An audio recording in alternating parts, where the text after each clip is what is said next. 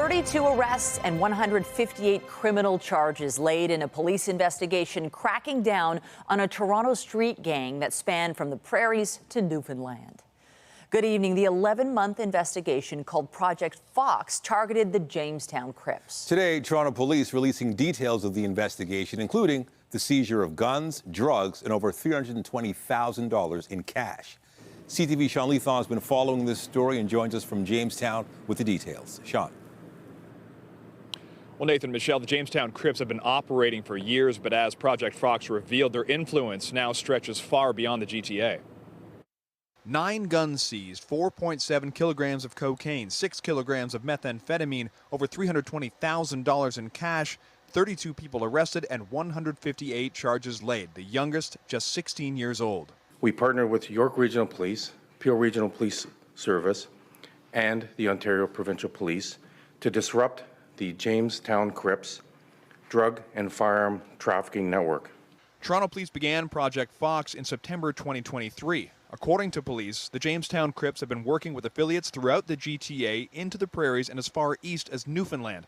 In some cases, they've used Canada Post to distribute drugs. Toronto gangs are not just a local problem. Their influence is no longer contained to specific streets or areas in our city. Between April and July of 2024, officers executed 35 search warrants in Toronto, Hamilton, Vaughan, Brampton, Mississauga, Guelph, and even Thompson, Manitoba. Among the charges some of the 32 suspects face include possession for the purpose of trafficking, possession of proceeds of crime, trafficking, conspiracy, firearms offenses, assault participating in the activities of a criminal organization, and commission of an offense of a criminal organization. When asked how much of a dent this has put into the gang, Our intention is to disrupt. I'm not going to be up here trying to pretend that the gang doesn't exist as of this morning. It shocked me. I was speechless when I heard that it's still around. Pastor Keaton Austin has been active in Jamestown for decades. He says street gang activity isn't as visible around here, making it hard to disrupt. These guys just recycling over and over. They find them, they catch them, they put them in jail, then the youngest set come up, and the youngest set take over. Austin says focus is needed on getting kids into skilled trades to make gang activity less attractive, while police say any guns and drugs removed from the streets help. Anytime we have the ability to do that and disrupt a gang, I think that's good for the community. And I think whether how the gang looks after that, it's difficult for me to answer. And of the 32 people charged, the ages range very wide, from the oldest being 55 years old to the youngest we heard just 16 years old. Some of these people have as many as 10 charges, so there will be a lot to work through the legal system. Reporting live, I'm Sean Leathon. Michelle, I'll throw it back to you. Thank you, Sean. And just ahead on CTV News at 6, as the Mpox outbreak continues to spread around the globe, questions about the availability of appointments for people to be vaccinated here at home. CTV's Natalie Johnson will have more. Los Angeles police have arrested 5 people in the overdose death of Friends star Matthew Perry. The 54-year-old who grew up in Ottawa died last year after a long struggle with addiction. Today we learned shocking details about the circumstances surrounding his death. CTV's Joy Malbin reports. Los Angeles authorities charged 5 people, including 2 doctors, in connection with Matthew Perry's death from a ketamine overdose. The Friends star was found face down in a hot tub at his LA home last October. Police say an underground criminal network included Perry's assistant and a woman known to authorities as the ketamine queen. Prosecutors say they took advantage of Perry's addiction, allegedly selling him 20 vials of the drug for $55,000 in cash. We are sending a clear message. If you are in the business of selling dangerous drugs, we will hold you accountable for the deaths that you cause. An autopsy revealed Perry died from the acute effects of ketamine and subsequent drowning, losing consciousness, and slipping under the water. The actor was being treated with the drug for depression and anxiety, but a medical examiner concluded the drug in his system was not from therapy. Officials say Perry's addiction led him to the street dealer, the ketamine queen. The ketamine supplied by Sangha would ultimately be the dose that took Matthew Perry's life. Sangha knew that the ketamine she supplied could be deadly. Perry, best known for playing Chandler Bing on Friends, spoke about his fame and his struggle with addiction in a brutal memoir, telling ABC just how desperate he'd become, hoping that his book could help others. 55 Vicodin a day, which is where I was. 55? Yeah. Perry's family said in a statement they welcome the news about the charges. All 5 defendants face serious jail time. If found guilty of conspiracy to distribute drugs resulting in death, it could mean decades in prison. Joy Malvin, CTV News, Washington.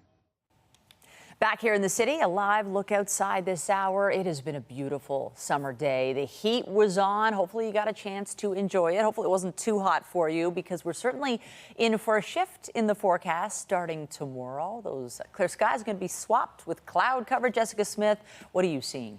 We're seeing the leading edge of that system making its way in as we head through the evening, but for us, it primarily affects us into the second half of our day tomorrow. So not a wash by any means, but for now it is nice and clear. We're still looking at a beautiful end to our day, but we're keeping a really close eye on this system as it pushes its way across as we head into the day tomorrow. Temperature-wise, it's nice out there. Still a beautiful evening ahead of us in the mid to upper 20s. The humidity is a factor, but it's in that comfortable range where you can be outside without it being too oppressively hot. We're at 27 through the islands, the same through Pearson, that humidex value into the low 30s. Tonight sitting at 19, and that southerly flow to the winds kind of helps keep the warmth going into the day tomorrow. We're holding on to some of that warmth, but the conditions change. Coming up, your full forecast. Right now, over to Nathan. Thank you, Jess. Still ahead is not $10 a day yet, but the province has taken another step towards achieving its goal for daycare. The move meant to help parents, but some worry it may not help childcare providers. For the first time, the highly contagious new strain of Mpox has been reported outside of the African continent. Officials in Sweden have reported their first case. Here at home, Toronto Public Health is warning about an increase in cases and is urging eligible residents to get vaccinated. CTV's Natalie Johnson joins us now to explain why that might not be so easy. Natalie. Well, Nathan, there are no available appointments right now at any of the 4 Toronto Public Health clinics. The website telling anyone trying to book one to check back soon. 2 days after urging eligible residents to get vaccinated against Mpox, Torontonians are unable to book an immunization appointment with Toronto Public Health. No more available time slots, according to the website, though it's unclear why. We are working toward ramping up more appointments for later next week, Toronto Public Health told CTV News in a statement. We will have more details to share early next week and will continue to adapt our response accordingly. Locally, I think it's extremely important that we care for the population that is disproportionately impacted by this, and that means lowering barriers, reducing stigma, and ensuring anyone who has risk factors for Mpox has access to the vaccine. The country's chief public health officer stressed that there is enough vaccine for high-risk groups. Currently, most of our cases are reported from gay, bisexual, and men who have sex with men. That population and our community organizations have been extremely helpful in the response itself, and for that population and the current epidemiology, we have sufficient vaccines on hand. Toronto Public Health is monitoring about 100 cases of Mpox locally. The World Health Organization yesterday declared Mpox a public health emergency amid surging cases of the virus in Africa, where there is concern that a new strain could be more contagious and cause more severe illness. We have not yet seen the new form of this, which is the new clade of disease that's occurring in Africa. We have not seen a case yet here in Canada. That's a good thing, but we have to be vigilant. Case counts in Toronto increased in late June and July following major events and festivals in the city. The highest concentration of Mpox cases is among residents of the downtown core. And I just received an email from Toronto Public Health with a short update a moment ago saying they are ramping up appointment availability due to a surge in interest, including a clinic at Metro Hall on Saturday, August 24th. They say the booking link for that will be available on Monday. Reporting live in Scarborough, I'm Natalie Johnson. Michelle, over to you. Good to know. Thank you, Natalie. Faculty at York University are preparing for a possible strike. The York University Faculty Association says the school's administration has threatened to change the working conditions of professors, librarians, and archivists. The union says recent restructuring at both the Glendon and Keele campuses has increased some class sizes tenfold. The university and the union have been in a strike or lockout position since August 2nd. Negotiations are continuing with a mediator, but no talks are scheduled after this coming Sunday. Making the move toward $10 a day childcare. Today, the province announcing a new funding formula for daycare centers. The new plan will reduce costs for families to a cap of $22 a day and also provide compensation to childcare operators participating in the program. CTV's Janice Goulding has the details. While the province has not yet met the national $10 a day target for daycare, it says it is taking the next step in lowering childcare fees. Today's announcement will save families in Ontario another $300 million next year. A long-awaited new funding structure, which comes into effect on January 1st, 2025, will bring down fees for children 0 to 5 years of age, reducing the cap from $23 a day to a cap of $22, with an average cost of $19 a day. That's a drop of about 50% since the province signed an agreement with the federal government in 2022. Meanwhile, childcare operators participating in the Canada-wide early learning and childcare system, many of whom said they were struggling to keep going under the current structure, will soon be compensated in a way the province says will cover their true costs. And what we've done by rolling out this new formula is ensuring that whether you're publicly or privately funded, that you're going to be able to run a profitable business. The new formula will fund operators based on factors like the number of spaces they operate and the region in which they're located. Existing legacy operators will receive extra money for costs that may exceed that amount, costs that could include the provision of special food or specialized programming. Growth top-ups will also be issued for facilities that create new spaces.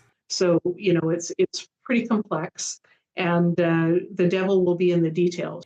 Andrea Hannon, Executive Director of the Association of Daycare Operators of Ontario, says her organization estimates about 30% of licensed childcare providers are currently facing bankruptcy.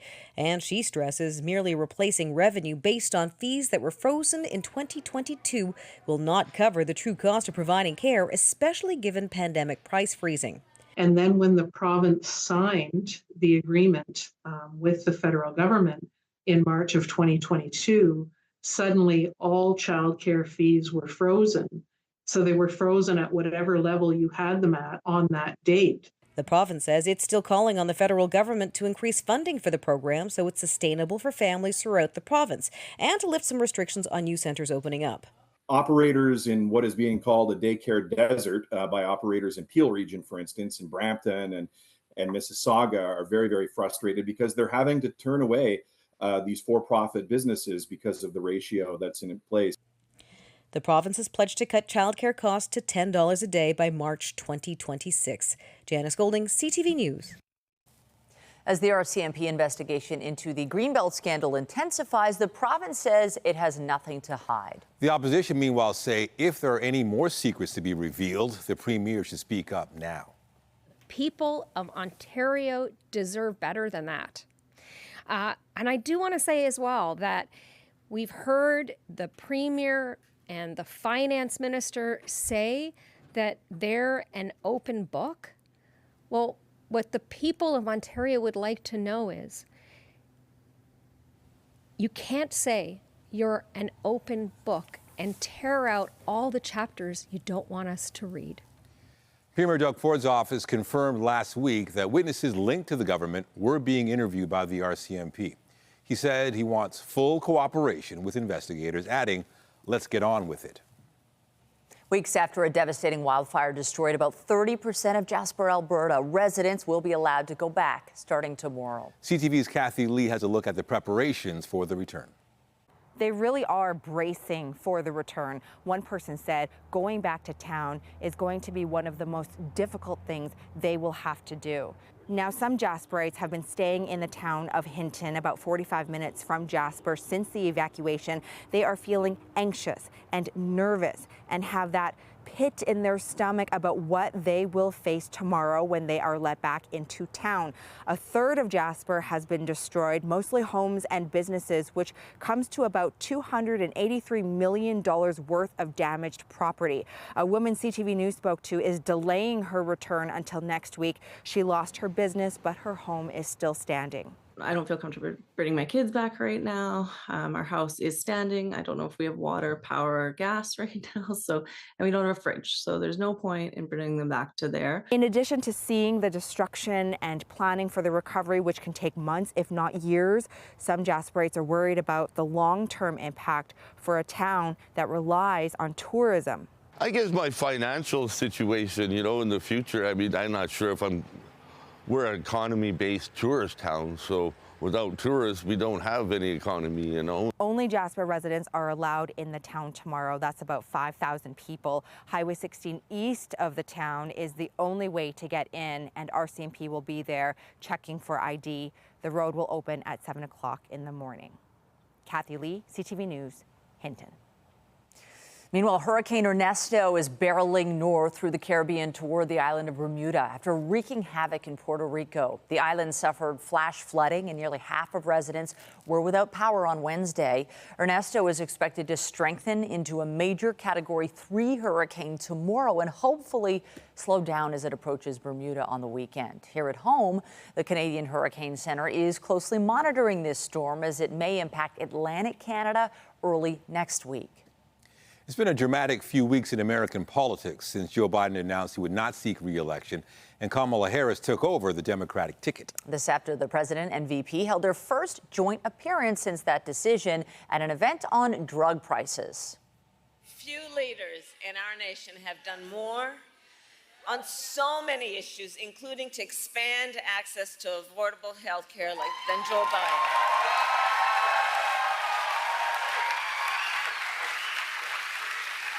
And today we take the next step, thank you, Joe, forward in our fight. Biden and Harris were highlighting the results of a law he'd signed allowing the U.S. Medicare system to negotiate on drug prices. But the event also saw the pair take aim at their Republican opponents. You may have heard about the MAGA Republican Project 2025 plan. They want to repeal Medicare's power to negotiate drug prices. Let Big Pharma back to charging whatever they want. Let me tell you what our Project 2025 is. Beat the hell out of them. As Kamala Harris and Donald Trump face off in the presidential election, Trump gave a speech today attacking her on the status of issues under the current administration. She cast a tie-breaking votes that caused record inflation. She cast the votes. She's trying to blame Biden, as you know. So it was Biden, but I'm going to do a better job. But it was her. And if she wants to do a better job, she's still got 5 months left, right? But she can't do a better job because she doesn't know how to. And she's of a place in life where she wouldn't know what a better job is. Well, Trump and Harris have agreed on at least one debate next month. Their vice presidential running mates, Senator J.D. Vance and Governor Tim Walz, have scheduled their own head-to-head in October. And a survey regarding our neighbors to the south suggests Canadians favor Vice President Kamala Harris over Donald Trump. The survey conducted by Angus Reid finds that nearly 2/3 of Canadians hold a favorable view of current Vice President Kamala Harris. It also found that half of Canadians are hopeful that Harris will become the next president of the United States.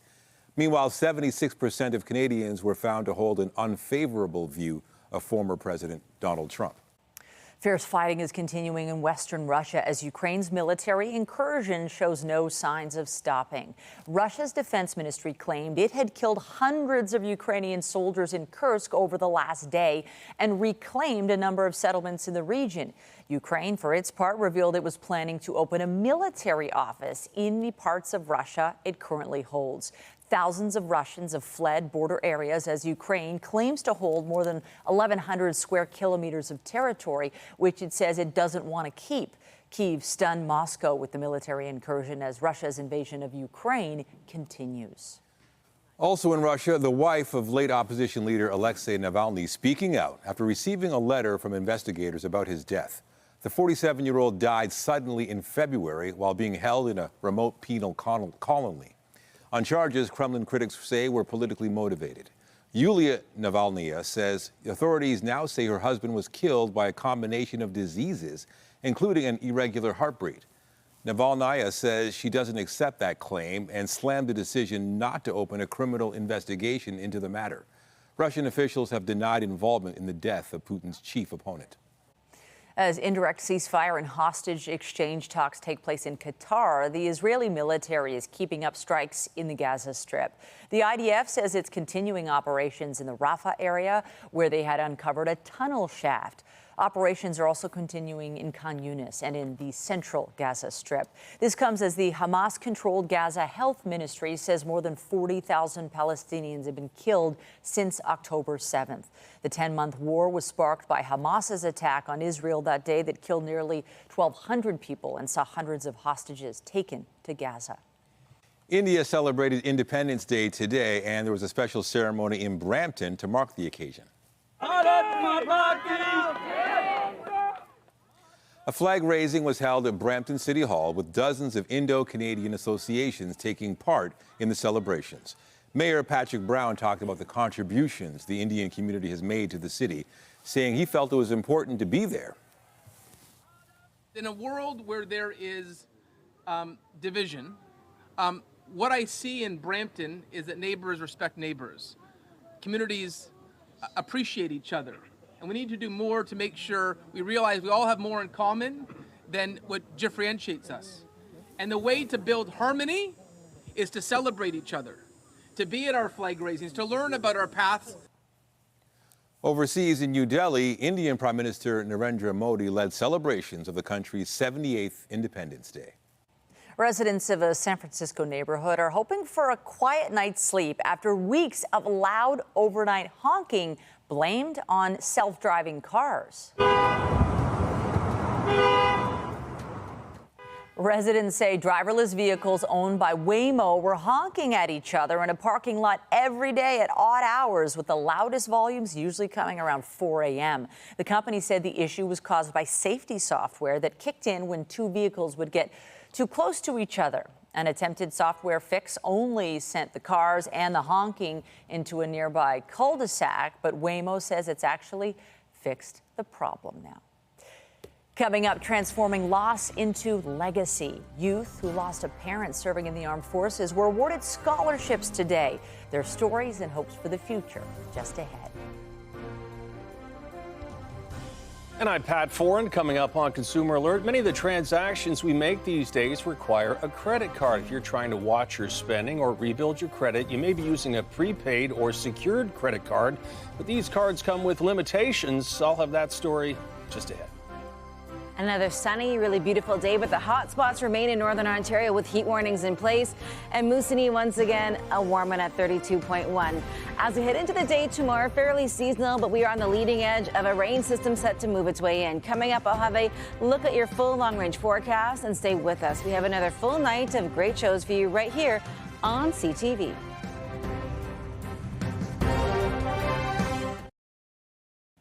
A credit card is a must for many transactions, and now 90% of Canadians have at least one credit card, and many have 2, 3, or more. If you've had credit problems in the past or you're just trying to control your spending, you can also use prepaid credit cards, but they have limitations. Here's Pat Foran and a Consumer Alert. Pat. They do, Michelle and Nathan, thank you. You can use prepaid and secured credit cards for many transactions without any issues. But if you want to book a flight, stay at a hotel, or rent a car, some companies will refuse to accept them. I don't understand why they couldn't take the card in the first place. Brian Barnard of Etobicoke recently had to rent a car when his vehicle broke down. He decided to rent one through Uber and was able to make a payment of $493 with a prepaid credit card. But when he went to pick up the car, the rental agency said he needed to leave a security deposit, and prepaid credit cards were not allowed. It was frustrating to go all the way there and then to be told that, you won't take my form of payment. The car rental company said, "We do not accept prepaid credit cards for security deposits. It is our policy that we cannot release a vehicle to a client who does not possess a major credit card in their name." Even more frustrating than not getting the car, Uber denied giving Barnard a refund. I paid for a rental that I didn't get, and I'm just to accept the fact that that money's gone. There can be some risks to using prepaid credit cards. Rewards Canada, which reviews credit cards and loyalty programs, says with prepaid credit cards, you only spend what has been loaded onto the card. You're not able to carry a balance. You can avoid falling into debt, but using one won't rebuild your credit history. With a secured credit card, an initial deposit is required. You can use it like a traditional credit card. It does allow you to borrow and pay later, and it can help rebuild your credit history. With a prepaid card, you may have trouble booking a hotel room or renting a car if security deposits are required. They also don't offer the protections of a traditional credit card. For some purchases, you don't want to use prepaid cards because you're not as secure as using a regular credit card. After trying for more than a month to get his money back, CTV News reached out to Uber on Barnard's behalf. The company apologized for the inconvenience and gave him a full refund. Thank you for all your help, CTV. It was great. Thank you. I'm so relieved that I got our money back. And prepaid and secured credit cards may have some benefits, but a traditional credit card can offer protection against fraud, warranty coverage, and rewards or cash back. Having one can also help you avoid problems if you need a hotel room or a car rental. On your side, I'm Pat for it. If you have a consumer story idea, email us at alert@ctv.ca. Or maybe a little bit hazy, but a nice hot summer day, especially if you like the hot weather. We've had a real great couple of days, and now we're anticipating the rain. Yeah. The weekend's been looking rainy all week, and now tomorrow or Friday might have a little bit of that too. We've been kind of watching this system brewing over the past couple of days. So it has lost a little steam, but we are still watching for showers tomorrow. They're just later in the day for the GTA. So maybe you're taking off early to a cottage. Cottage country is probably going to get it a little more intense than we are here in the GTA. But regardless, the rain moves in late Friday, and then we're looking at some scattered showers throughout the weekend.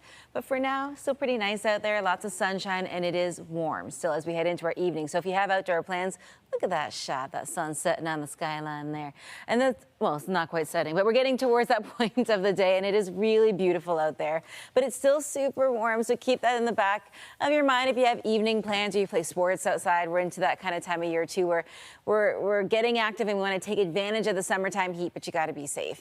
Now, temperature-wise, we're sitting at 27. It feels like 30. Northern Ontario is still under a number of heat warnings, so Peawanuck, Moosonee, they're still kind of in that upper 20, low 30 range. Their warning for their heat criteria warning is different than ours, but they've been in that for a few days and they don't really get a ton of relief, at least for today. For us here in the city tonight, a little above seasonal, not significantly, but a little challenging for sleeping if you don't have AC, but we're a little closer to that seasonal norm the further east you go. Into the day tomorrow, really beautiful to get things started, but things shift as we head into the afternoon. Still a southerly flow to the wind, so still quite warm out there. We'll sit at 27. It will feel like 30. But the leading edge of that system moves in as we head into the afternoon through Windsor. And then for us, this is kind of trickling in the afternoon and then in towards the evening. The line of showers. It looks really intense, but it does break up a little bit as it makes its way over the Great Lakes. And as we head into kind of, again, the end of the day tomorrow, that's really where it impacts the city and the GTA primarily. The rest of our night tonight, though, really beautiful, nice and clear. Into the day tomorrow, dry for that morning commute for a lot of people. We'll see a little sunshine before the cloud cover starts to push in. And then the system really kind of starts to invigorate as we head into the early afternoon. So that line of showers stretches from Sault Ste. Marie all the way down to London. And for us, it makes its way in late afternoon, early evening. So just in time for the drive home for a lot of people. And then we'll see a bit of a break as we head through the early morning hours on our Saturday. And then it comes in a couple of waves. So for us, around the noon hours, when we start to see pop-up showers, even the risk of some thunderstorms, but we see this kind of coming up, very popcorn nature, just kind of popping up here and there. So nothing super organized, but when we do have those downpours, they can be quite intense. As we head in towards the day tomorrow, again, the active weather really isn't until the late afternoon, early evening for us. So the majority of the day is dry. If you're going to get out to the C&E, it's great in the first half of the day, not terrible in the afternoon, but maybe just bring the umbrella. We hold on to a lot of that heat into the evening after that cloud cover rolls in and kind of traps it through your Saturday, Sunday. A little unsettled, but it's still nice to get outside. Monday, a lot of that pushes out. And then as we head into next week, a little below seasonal, but it's sunny. Nathan, I'll send it back over to you. All right. Thank you, Jess. A new study from Stats Canada suggests more Canadians are struggling with the rising cost of living. 45% of those surveyed say rising prices are greatly impacting their ability to afford day-to-day expenses. That's 12 points higher than 2 years ago. Young adults were more likely to report daily financial stresses. Housing affordability was a common concern, with 4 in 10 saying they're very concerned about being able to buy a home or pay their rent. There's a new tool in the fight against head injuries in professional football. It's called a guardian cap, basically oversized protective headgear. They are bulky and heavily padded and designed to minimize the impact of dangerous head contact that can cause concussions and other serious injuries. The protective coverings for helmets are now being worn by football players at all levels across North America. Dr. Carmela Tartaglia is a Toronto neurologist and researcher at the Canadian Concussion Centre and says more padding may not be enough. Well, we actually don't know. There's some anecdotal evidence, but that is not the same as actually, a trial where you would have people without, people with. You run it for a certain amount of time, and then you say, yes, if you have this. The other thing that is of concern is that there's now a lot of evidence that even subconcussive impacts can have an effect. So we don't really think that just patting the head more and continuing to have all this contact is actually going to protect against that. 5 Indianapolis Colts players wore guardian caps in a recent NFL preseason game. Also tonight, the latest move from Australian breakdancer Reagan. The controversial Olympic competitor breaks down why she was chosen and responds to critics.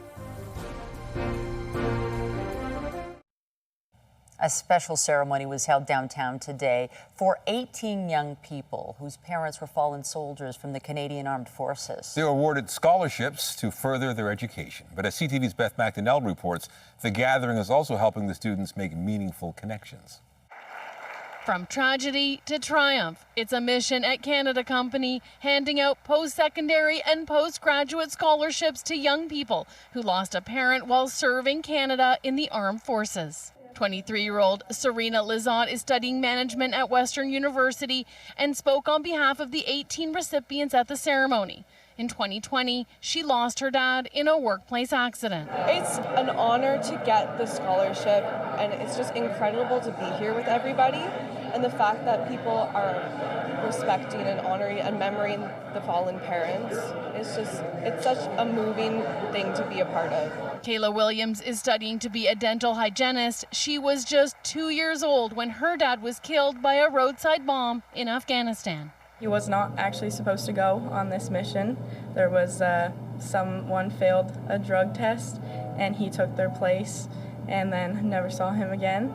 But he was always my biggest supporter. All my family tells me that if he was here today, he would. He's so proud of me, always. It's a little overwhelming at first when you get in here, and at the end of it, you just feel so calm and relaxed, and it's nice to actually be able to build those relationships with the fellow recipients. In all, 287 scholarships have been awarded since the initiative started 17 years ago. This year, the amount increased from $4,000 to $5,000 per student.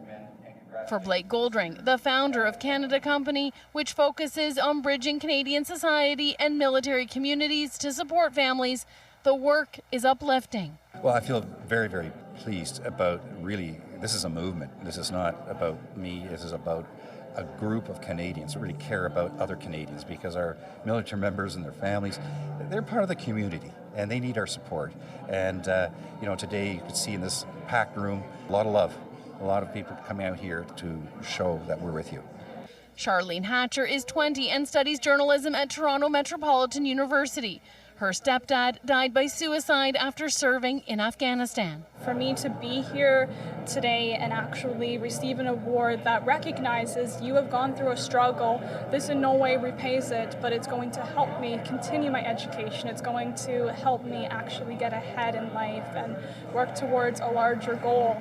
The scholarship making Hatcher and her co-recipients' future brighter, surrounded by support. Beth McDonnell, CTV News. An Australian breakdancer who went viral for her performance at the Paris Olympics is speaking out about the response from around the globe. Rachel Gunn, known as B-Girl Ray Gun, represented Australia in the women's breaking competition. She was eliminated in the round-robin portion, and viewers questioned why she was even chosen, suggesting some of her moves, like imitating a kangaroo, weren't up to par. Ray Gun responded in a video message today. Well, I went out there and I had fun. I did take it very seriously. I worked my butt off preparing for the Olympics, and I gave my all, truly. I'm honoured to have been a part of the Australian Olympic team and to be part of Breaking's Olympic debut. Raygun said the hate she's received has been devastating, but she was glad she brought joy to some people who responded positively to her performances.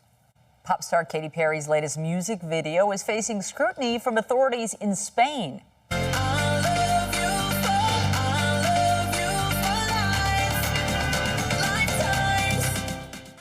The video was shot at a scenic natural park in Ibiza, but the beaches are a protected UNESCO heritage site, and officials say the singer never got proper clearance to film there. Capitol Records tells Variety the crew had received verbal approval to proceed while one permit was in process. An investigation is now underway. We're just hours away from hearing some new music from Lady Gaga and Bruno Mars. The pair have been teasing some new music with Gaga posting a video of her playing piano this week, and Mars then sharing a photo of himself wearing a Lady Gaga t-shirt. They later confirmed they'll be dropping a new song called Die With a Smile tonight at midnight. Gaga said the track comes while fans wait for her 7th studio album. And Taylor Swift hit the stage in London tonight for the first time after that foiled terror plot canceled her Vienna shows. I'm so excited. The energy here at Wembley Stadium is amazing. It's a good day so far, and it's really exciting to be here. There are Wembley staff members everywhere. You can see them communicating with each other, all being really friendly and accommodating. So it is good to feel safe here. Fans at Wembley Stadium tonight and over the coming days will notice a few differences. For one, fans gathering outside the venue without tickets are not permitted, and everyone entering the stadium will pass through a metal detector. After the break, calls for the feds to get on board and help prevent a national rail strike. As CN Rail and CP Kansas City warned, employees will be locked out if a deal isn't reached.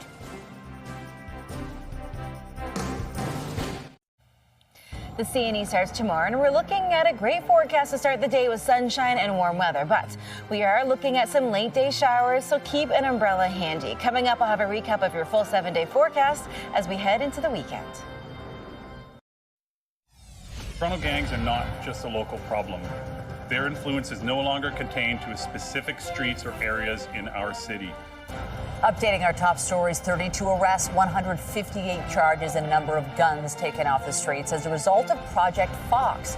Toronto police say the Jamestown Crips gang was distributing drugs across the GTA and as far away as Newfoundland. We are sending a clear message. If you are in the business of selling dangerous drugs, we will hold you accountable for the deaths that you cause. 5 people, including 2 doctors, have been charged in the death of actor Matthew Perry. The Ottawa native was found face down in a hot tub at his home last October after a ketamine overdose. Authorities in Los Angeles say several people, including Perry's assistant, took advantage of his addiction and furnished him with the drug. I think it's extremely important that we care for the population that is disproportionately impacted by this, and that means lowering barriers, reducing stigma, and ensuring anyone who has risk factors for Mpox has access to the vaccine. And Toronto Public Health is encouraging eligible Torontonians to get vaccinated for Mpox as the global outbreak spreads, but the agency's website shows no available appointments this week. A vaccination clinic will now be held August 24th for eligible residents due to a surge in interest. Remember to keep up to date day and night through our website, ctvnewstoronto.ca, and by downloading the CTV News app. And if you have a news tip, photos, or video of breaking news, let us know. 2 of Canada's biggest banks have been ordered to pay multi-million-dollar financial penalties in the U.S. Paul Bagnall-Labian at Bloomberg has more. 2 of Canada's big banks have been ordered to pay multi-million-dollar penalties by a U.S. regulator. Employees at Royal Bank of Canada and Toronto Dominion Bank and Cowen, which is owned by TD, were found to have used text messaging on their personal devices to communicate information related to the trading of securities. The use of so-called off-channel communications is barred by the U.S. Securities and Exchange Commission because of record-keeping requirements. Royal Bank will pay a penalty of $45 million US, and TD Bank will pay $47.5 million. Separately, TD is also paying a $78 million penalty, also related to off-channel communications, to settle charges with another regulator, the Commodities Futures Trading Commission. Shares of Walmart soared to their highest price ever today. Walmart raised its forecast for sales growth this year, saying consumers are focused on discounted prices. The company said it now expects sales to increase by 4.75% in 2024 compared to 2023. If so, that would equal total net sales of almost $463 billion US for 2024. Walmart has just over 400 stores in Canada. Brian Niccol looks set to become one of the highest paid chief executive officers in the United States when he takes over at Starbucks in early September. Bloomberg News reports that he will get a pay package worth about $113 million US. Much of that is in the form of stock awards and intended to replace stock awards he left behind at his previous job as CEO of Chipotle Mexican Grill. Niccol's annual pay package amounts to $28.2 million. When Niccol's hiring was announced, shares of Starbucks soared, adding about $21 billion to the company's market value. Let's take a look at some of the closing market numbers for today. The Canadian dollar traded down by about 1/10 of a US cent to 72.81 cents US. The price of West Texas Intermediate crude oil rose by $1.15 US to $76.99 per barrel. And the price of Western Canadian Select, the Canadian grade of heavy oil, fell by 72 cents US to $63.19 per barrel. As for stock markets, the S&P TSX Composite Index in Toronto had another strong day. It rose by more than 1%, or almost 273 points, to finish at 23,032 points. That's the latest in business. I'm Paul Bagnall at B&M Bloomberg. The Business Report is brought to you by Canadian Western Bank, the bank built for business. National real estate figures show a slowdown in home sales last month, but experts don't think that'll last. The Canadian Real Estate Association says home sales were down 0.7% last month compared to June. June had seen a bit more momentum thanks to a long-awaited interest rate cut by the Bank of Canada. There was another cut last month, and there are more cuts expected. This year, as a result, the CREA says prospective home buyers are likely to finally enter the market in the coming months as demand remains high. Another recent entry to Canada's air travel market is shutting down. Canada Jetlines grounded all flights and said it was temporarily ceasing operations effective immediately. A company spokesperson said it didn't have the financing to keep flying. The airline held its inaugural flight in September of 2022 and was still operating a few dozen flights per month from Toronto to sun destinations. Passengers with bookings are being told to contact their credit card companies for refunds. And pilots with Air Canada could be going on strike next month. The Airline Pilots Association and Air Canada have been negotiating for more than a year and remain far apart on compensation and other issues. The pilots are voting on whether to give their union a strike mandate. The voting period closes August 22nd. Canada's two main railways are halting shipments of hazardous material ahead of a potential strike. Canadian Pacific, Kansas City Limited, and Canadian National Railway plan to stop moving other commodities later this week if no progress is made. CN Rail has warned employees will be locked out if a deal isn't reached by next Thursday. Several business groups have called on the federal government to step in to solve the labor dispute. Today, the federal labor minister rejected a request for binding arbitration. Shippers and producers say a work stoppage would snarl the country's supply chains and disrupt many industries. Just ahead, a big milestone for a big Toronto attraction. The Toronto Zoo celebrates 50 years of bringing wildlife to the public. We'll take you to the party in moments. The nervous return to a new reality. I don't feel comfortable bringing my kids back right now. Without tourists, we don't have any economy, you know. The emotional and economic uncertainty awaiting residents of a wildfire-ravaged Jasper. Later on CTV National News. Tomorrow at 6. Here we go! From the rush of the rides. I think it's really fun. To the frenzy at the food building. Everything greasy, sugary. We're live from the first day at the X. Tomorrow on CTV News at 6. One of the city's most beloved and iconic attractions is marking a major milestone. The Toronto Zoo celebrated turning 50 years old with festivities held throughout the day. 4, 3, 2, 1. Guests who came were able to enjoy animal enrichment activities, free carousel rides, and prize giveaways. Toronto Zoo CEO Dolph DeYoung says the anniversary is an opportunity to look back at all the work the facility has done to save species at risk and all the work that's still to come. Yes, we have a fantastic zoo with a few conservation science programs. You're going to see us double down on becoming a world-class conservation science organization with a fantastic accredited zoo. You're going to see way more of that and way more calls to action for each and every one of us to know how we make a difference. Really, we talk about from Scarborough to the Savannah, and everybody can play a role in that. The Toronto Zoo says it's looking forward to the next 50 years of discovery and commitment to the natural world. And today was a great day to go. Lots of sunshine. I know. And even if it's raining, though, I mean, the cool thing about the zoo is it's open just about almost every day of the year. I love it. There's so many great things to do. And the forecast today was great for it. Tomorrow, it's not bad, but we are looking at the chance of some late afternoon and early evening showers. So if you're going to get out and get active, do it early on in the day. Still holding on to high pressure, but you can see the leading edge of that system as it makes its way in.